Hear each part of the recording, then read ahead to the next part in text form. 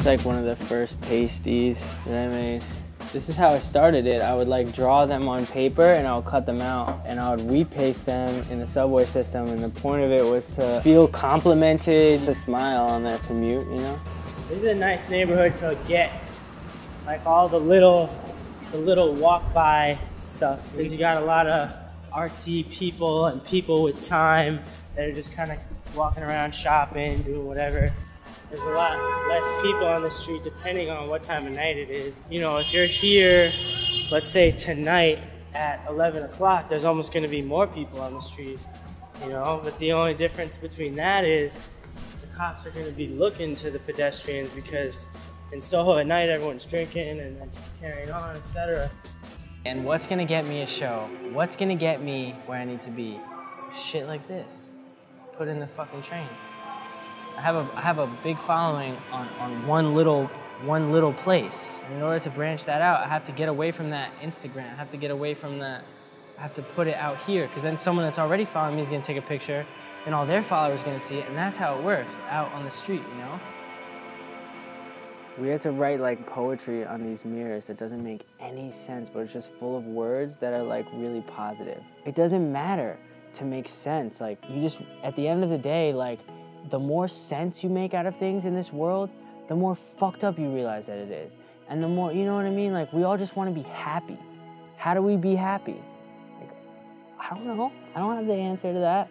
But like, sometimes I think ignorance is bliss. Sometimes I think just like believing without knowing is the best way to be happy. Just like, you know, like, I don't know what's gonna happen tomorrow, but I believe everything's gonna be okay. So I'm happy today, you know? Even though tomorrow my license might get suspended if I don't pay a ticket, you know what I mean? Like, I don't know. Like, but if I stress out about that, then I ruined today.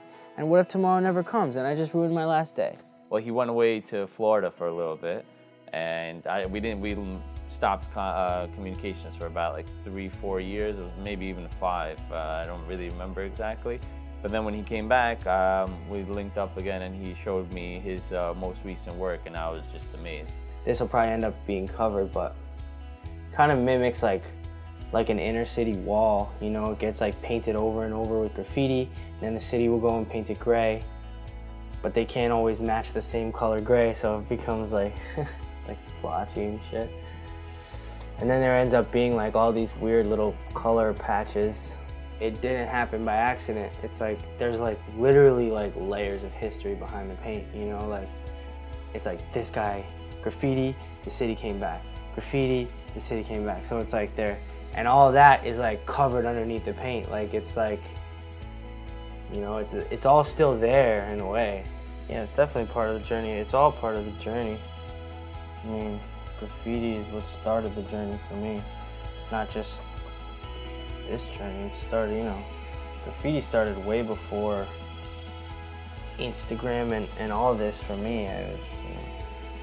I got arrested for graffiti when I was 15. Graffiti is what turned me on to art.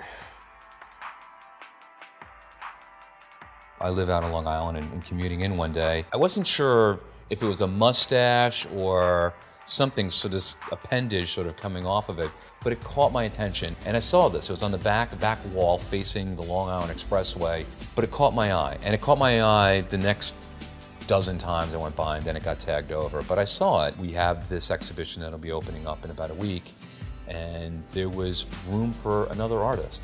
And I liked what I had seen, and I spoke to the 2 other artists that are involved in the exhibition. My partner green-lighted it as well. It just sort of fell into place the way things can sometimes, in a very nice, poetic way.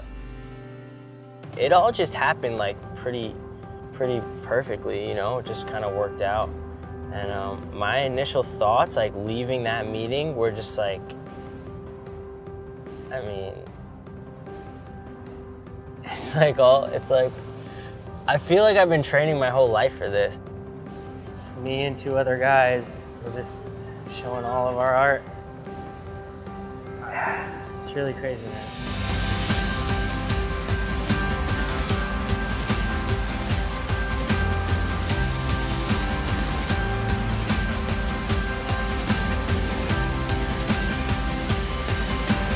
Everything in my life has been leading up to like me being an artist. When I realized that, like, whoa, this is really happening, like I'm having this, like, it's like an art show, and this is like a real, like, this is like a real exhibition, like, for my art, like my art's gonna be hanging. Like, words can't even express it, man.